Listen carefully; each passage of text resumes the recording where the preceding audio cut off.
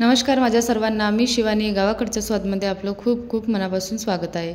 तर आज मी तुमच्यासोबत शेअर करणार आहे दाणेदार अशी स्वादिष्ट बेसनापासून बनणारी बर्फीची रेसिपी. अगदी सोप्या पद्धतीने बनवण्याचा प्रयत्न केलेला आहे आणि तुम्हाला दाखवते की ती बघा किती सॉफ्ट तरीकेने छानपैकी ही झालेली आहे. बिलकुल कडक झालेली नाही आहे आणि अगदी लूजसुद्धा झालेली आहे, एकदम परफेक्ट झालेली आहे.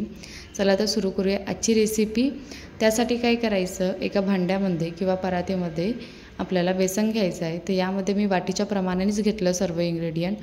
तर 2 वाट्या बेसन घ्यायचं, अर्धी वाटी तूप घ्यायचं, अर्धी वाटी दूध घ्यायचं. तर यामध्ये मी दोन्ही वाट्यात बेसन टाकलेलं आहे आणि हे नॉर्मल बेसन आहे, बारीक ठोकळ वगैरे असं काही नाही आहे, जे नॉर्मल असते तेच. तर त्यामध्ये मी 2 ते 3 चम्मच तूप टाकलेलं आहे आणि बाकीचं तूप साईडला ठेवून दिलं आहे. आता हे तूप आपल्याला छानपैकी असं बेसनाला हाताने मसलून छानपैकी असं चोडून आपल्याला पूर्ण बेसनाला लावून घ्यायचं आहे, म्हणजे एकसारखं बरोबर कलर येईल बा. तर बघा अशा प्रकारे थोडं थोडं करून हातावर घ्यायचं आणि असं छानपैकी असं चोळत याला म्हणजे पूर्ण बेसनाला लावून घ्यायचं आहे. तर अगोदरपेक्षा आत्ताचा कलर तुम्ही बेसनाचा बघू शकता, हलकासा चेंजसुद्धा झालेला आहे. आणि मोहन परफेक्ट झालं की नाही झालं हे बघण्यासाठी आपल्याला हलक्या हाताने याची मूठ बनवून बघायची आहे. मूठ अगर बनत असेल म्हणजे तुमचं परफेक्ट मोहन झालेलं आहे बा. नंतर त्यामध्ये जे अर्धा वाटी दूध घेतलं होतं ते थोडं थोडं करून टाकायचं आहे. कमीत कमी आपल्याला 2 ते 3 चम्मच यामध्ये दूध लागेल.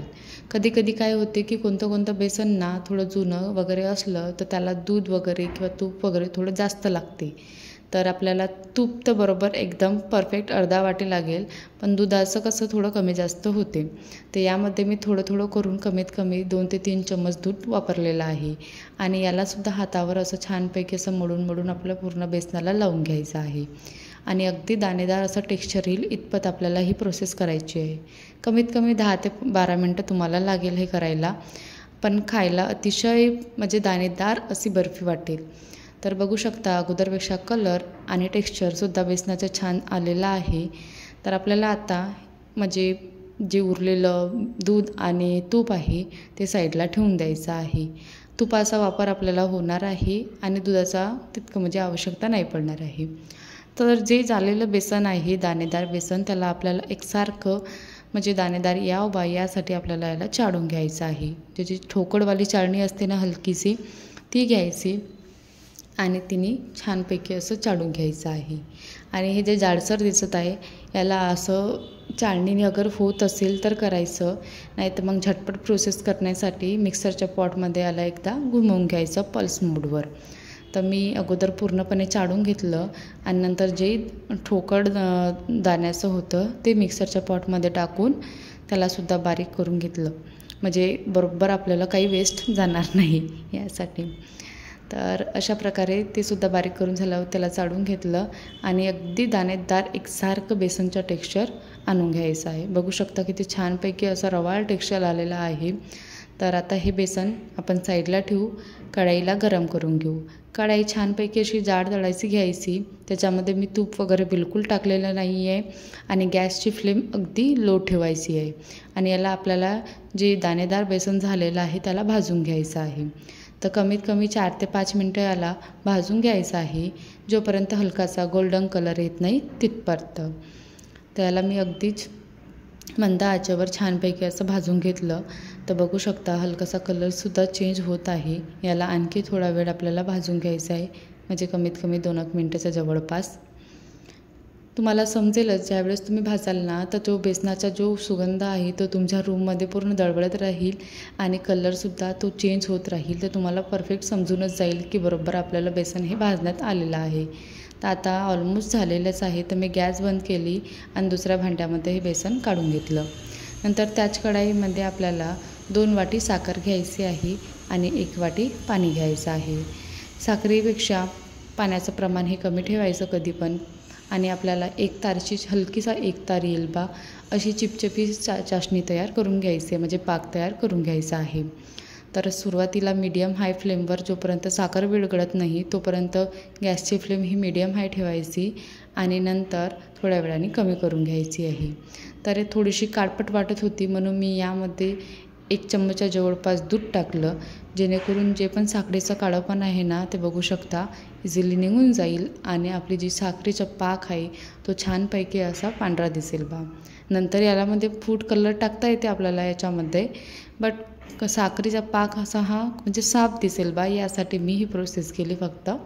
नंतर यामध्ये मी केसर ऑरेंज फूड कलर टाकलेला आहे, सोबतच विलायची पावडरसुद्धा टाकलेला आहे. तुम्ही यामध्ये केसरचासुद्धा वापर करू शकता किंवा फूड कलर नाही आवडत असेल ना तर त्याला स्किपसुद्धा करू शकता. नंतर गॅसची फ्लेम ही लो केली मी, कारण की मला आपल्याला कळतेच की पाक म्हणजे बरोबर एकतारी आलेला आहे. तर काय करायचं, गॅसची फ्लेम लो करायची, 2-3 ड्रॉप्स वाटीमध्ये घ्यायचे आणि थंड झाल्यावर चेक करायचं की हलकासा एकतार येत आहे का बा नाही. चिपचिपीसी हलकीशी एकतार आला की गॅस बंद करून घ्यायची. त्याला साईडला न ठेवता त्याच कढाईमध्ये गॅस बंद करून झाल्यानंतर जे भाजलेलं बेसन आहे ते टाकायचं. पूर्णपणे बेसन टाकायचं आणि तुम्ही गॅसची फ्लेम लो करूनसुद्धा तुम्ही याला हे करू शकता, ही प्रोसेस करू शकता.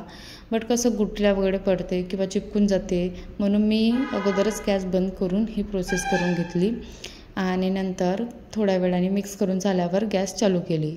गॅस चालू केल्यानंतरसुद्धा गॅसची फ्लेम ही लोच ठेवायची आहे, बिलकुल मीडियम किंवा हाय बिलकुल नाही करायची. आणि तोपर्यंत आपल्याला ट्रेसुद्धा तयार करून ठेवायचा आहे.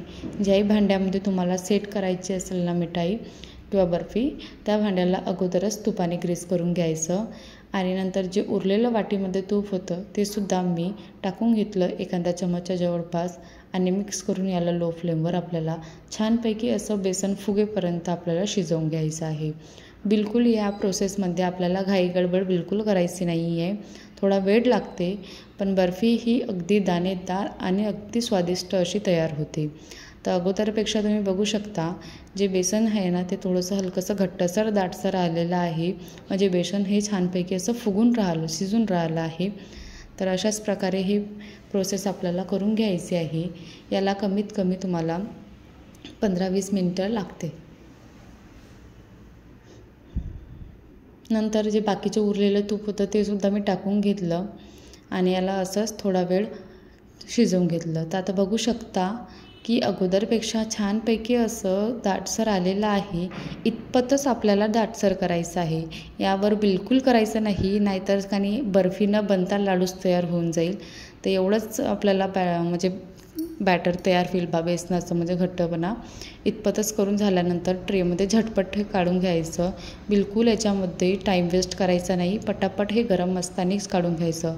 थोडं जरी थंड झालं ना तर बरोबर आपल्याला सेट करता येणार नाही बर्फी, आणि गरम असतानाच याला आपल्याला बरोबर सेट करून घ्यायची आहे. आणि गरम असतानाच यामध्ये आपल्याला ड्रायफ्रूटसुद्धा टाकायचे आहे. थंड झाल्यावर बिलकुल हे चिपकतसुद्धा नाही, कारण की जी वरची कोटिंग आणि आतमधली कोटिंग आहे ना ते अगदी थोडीशी ड्राय होऊन जाते. आणि तुम्ही बघू शकता अगोदर किती लूज वाटत होतं, पण मी जसं याला आता बरोबर चमच्याने सेट करण्याचा प्रयत्न करत आहे तर हे थोडंसं ड्राय होत आलेलं आहे. तर याला अशाच पटापटा आपल्याला ही प्रोसेस करून सेट करून घ्यायचं आहे.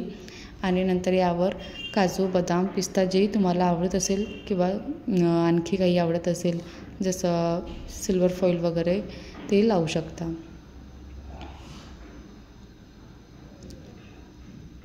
अशा प्रकारे नंतर याला मी 20-25 मिनटं सेट व्हायला ठेवून दिलं आणि आता सेट झालेली दिसली तर मी याला कट करून घेत आहे. तर याला मी छोटे छोटे पीस कट करून घेत आहे, खूप जास्त असे मोठे नाही करत आहे. कमीत कमी ही तुमची अर्धा किलोच्या जवळपास तयार होऊन जाते मिठाई. नाहीसही काही तर आपण याला लक्ष्मीपूजनाच्या दिवशी किंवा भाऊबीजेच्या दिवशी तुम्ही याला म्हणजे बनवून एन्जॉय करू शकता.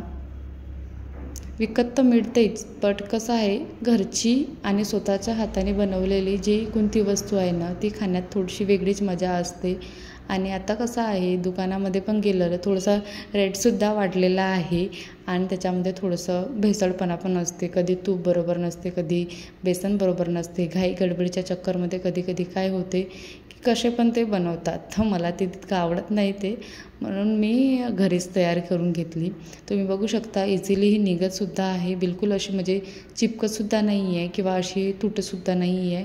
अगदी छानपैकी अशी ही निघालेली आहे आणि सेटसुद्धा झालेली आहे. बिलकुल जास्त वेळ लागत नाही की 3-3 4-4 तास वगैरे असं काही नाही आहे. अगदी झटपट बनते सेट झाल्यावर. थोडंसं बनवायला थोडीशी मेहनत लागते, बट खायला अतिशय भारी वाटते आणि अगदी सॉफ्ट झालेली होती मस्तपैकी. कशी वाटली तुम्हाला आजची ही रेसिपी?